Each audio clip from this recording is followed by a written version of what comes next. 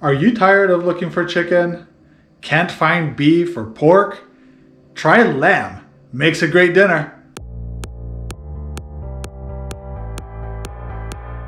I was at Costco on Saturday and I was trying to find chicken or beef to make dinners for this week, and I couldn't find any. Wiped out. What they did have was a whole huge case of lamb, all different sorts of lamb. So as I walked by, it's not something I usually buy, but I looked at it and I thought, hey, that's gonna make a great dinner. It's reasonably priced, and let's have some fun with it. So as I was thinking about making this dish, I thought maybe some rosemary would go really well. We have a whole lot of garlic and lemon, parsley, and we're gonna make a vinaigrette. So my idea is we're gonna poke a bunch of holes in it, fill those holes with some slivered garlic, some rosemary, kind of douse the outside. And then we're gonna grill it. You can use the oven as well. And then I want the inside to be like a perfect 130, 140 degrees. So you'll need a thermometer and the following ingredients. Let's start. First, you want your meat to get down to temperature. You want it room temperature, slightly colder is fine. You don't want a super cold piece of meat going on in the grill. It's gonna cook unevenly. It's gonna take a lot longer for the inside to cook. Also, I'm gonna cook this open. So this was boneless. I might actually butterfly it just a little bit more so that it cooks fast. Lamb fat is not like beef fat. It doesn't get nice and mellow and delicious. It's a lot gamier. So you wanna get rid of some of this fat that really is tough. Anything tough gets cut up. Anything supple can stay. It's not bad. So this is our pretty side on the outside of the roast. This is our ugly side. So we're gonna take here, and we want everything to have the same thickness. So this part here is pretty thick. So I'm just gonna make one long cut here to kind of open up a little bit. Now don't go too crazy. And then this part here, that part here I'm gonna leave. I'm gonna leave as is. Now we're gonna poke some holes. And wherever you poke, we will put a little bit of garlic. That's gonna rest here. And now we're gonna prepare our rosemary. Just gonna cut little sections of it like so.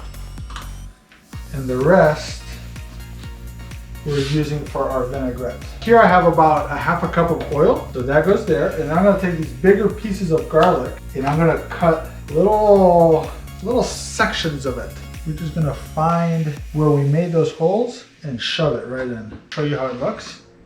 So it's all poked up, looks kind of like a Christmas tree. So we're gonna take all this garlic here and we're gonna stick it in there. Then we're gonna take one bunch of parsley. Next, we're gonna do probably about 2 tablespoons of this mustard. I'm just gonna eyeball it. This is gonna emulsify the sauce. It's gonna make it so that the oil and your acids don't separate. But I also want to use the zest. So I've washed these lemons. I'm gonna take a vegetable peeler and I'm just gonna take little ribbons. Don't press too hard so that you don't get any of the pith. So it's just the zest. The pith is the white part. That's bitter, not good. There. And now we just squeeze. It just kind of balance. It's gonna make a really nice dance between the delicious earthiness of the lamb with like the bright pops of your vinaigrette and the garlic. It's all gonna work really nice together. Splash of that. We'll do a little salt, a few cracks. Let's blend away. All right, this is blended. Look at this beautiful color.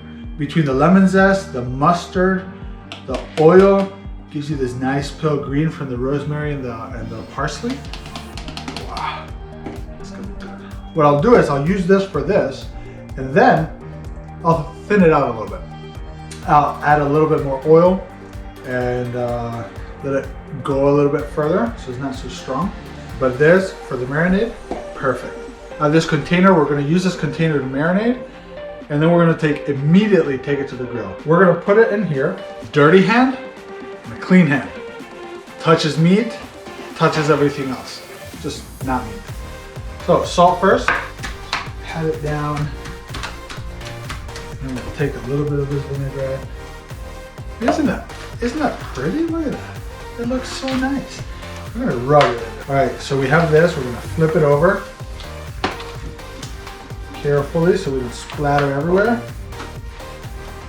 And on this side, again, let's go. So now a little bit more of that. So we have a little bit left, and I'm gonna reserve that to make a little dipping sauce for after it's done. Wow, looks great. Let's take it outside to the grill. I've never tried doing this with one hand. All right, so we have this big piece. We're just gonna put it right in the middle. Oh yeah, very nice. And see how it's just kind of flat and nice. We'll put it here in the middle. And we're gonna let that go for about 20 minutes and then reduce the heat. I'll see you in 20. All right, so it's been 20 minutes. Started to rain again. No big deal. Look at this. 20 minutes at 450. I just reduced the heat to, oh yeah. I just reduced the heat to 375. And now it's gonna hang out there for another probably 20 to 30 minutes. I'll check it at 20 and then we'll go from there. So look at this. Oh my goodness, looks awesome. It's gonna be delicious. So what we're gonna do is we're gonna put it in a clean tray and let it rest for about 10-15 minutes. Here we go.